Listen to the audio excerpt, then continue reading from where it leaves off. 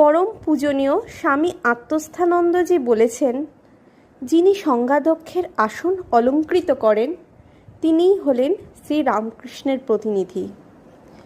করুণাময় শ্রীরামকৃষ্ণ অবতীর্ণ হয়েছিলেন মানুষকে রক্ষা করার জন্য, তাদের উদ্ধারের জন্য।